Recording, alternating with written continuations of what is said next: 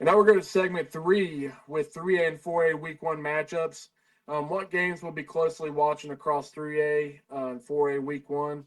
Manny, what do you got, brother, for Week 1 right here, man? I'll start us off with Jefferson and Spring Mills. This will be a star-studded top 10 matchup on the Eastern Panhandle. Two very talented teams. Spring Mills, they're going to be breaking in a new quarterback, while Jefferson's returning one that he missed his junior season due to an injury. So it'll be interesting to see how those two quarterbacks settle in, and it'll be a great game.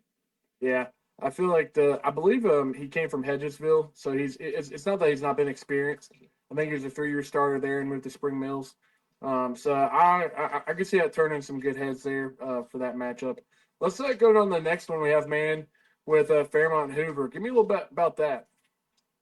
Well, if you had to pick a game in Class 3A to be your game of the week, this is obviously the one. I mean, there's just talent all over the field. It's a premier matchup with the state's two top programs. They got Peyton Grigsby and Anthony Smith. That'll kind of headline the star players. And then you got the coaches from Fairmont and Joey Fields. I mean, they're two great staffs. It'll be another chess match. Yeah, the thing that you said, like through 3A, I think this is the top game in the whole state, one through 4 for this week. I think it's going to be the one that has the eyes and dots on everything for the week. It's going to be a good one. And again, it could be a nail biter again. Again, these first two could be possibly toss ups. I'm going to throw off here and go to Wheeling Park and Parkersburg South. We have ourselves a Week 1 Patriot Bowl.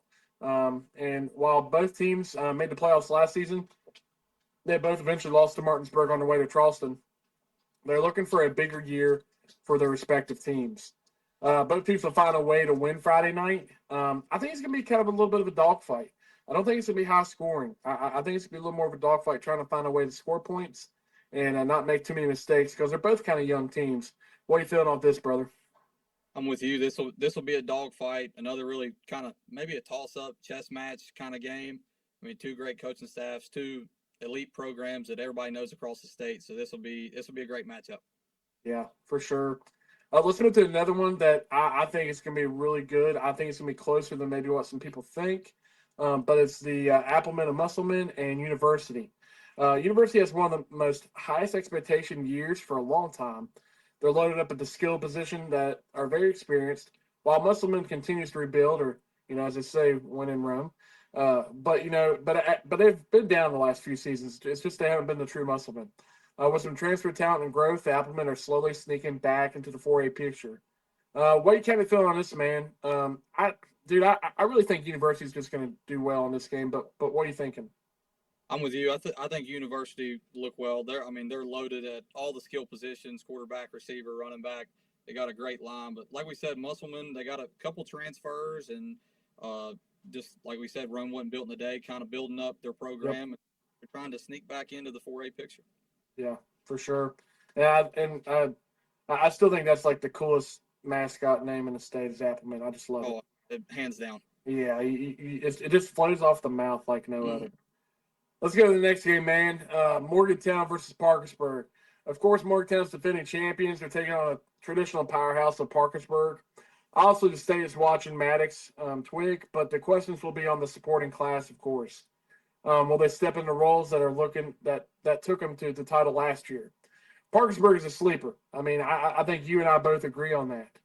But one that has gained some, a little bit over the summer is that they've been putting some work in. And people have noticed it, and people have noticed the work that they put in. This could possibly be a back and forth game, a little bit of a nail biter going to the fourth quarter from either side. And I think at the end, whoever has the ball last is probably going to win. What are we thinking on this, brother? Like you said, I think this will be a back and forth game.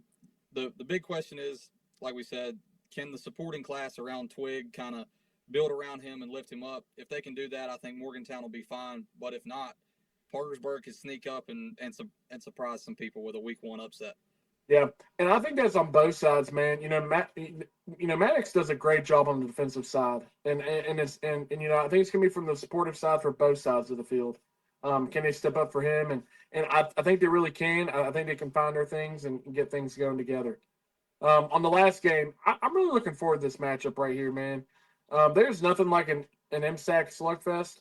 Spring Valley has been a little under the radar kind of the last couple of years, even though they went far last year, but especially coming off that semifinal appearance. However, G-Dub's been making some noise this summer, and especially with Jaden Black, as he is one of the top running backs in the state. Not if, the top one. Kind of go off that, man, and a little bit flow what we think is going to go on in Wayne County Friday night. Like you said, Spring Valley, I mean, it's surprising that a Final Four semifinal team would be flying under the radar. I mean, they lost to the defending state champions, but like we said, GW is making some noise. Jaden Black, I mean, he's a monster in the backfield. He could be up there for the Warner Award. I mean, like we said, Wayne County will be rocking on Friday night. Yeah, and it's a pretty cool atmosphere there down there in Spring Valley. I love how they walk out and come down off out of their locker room into the field. It's a pretty cool little thing they got going on down there.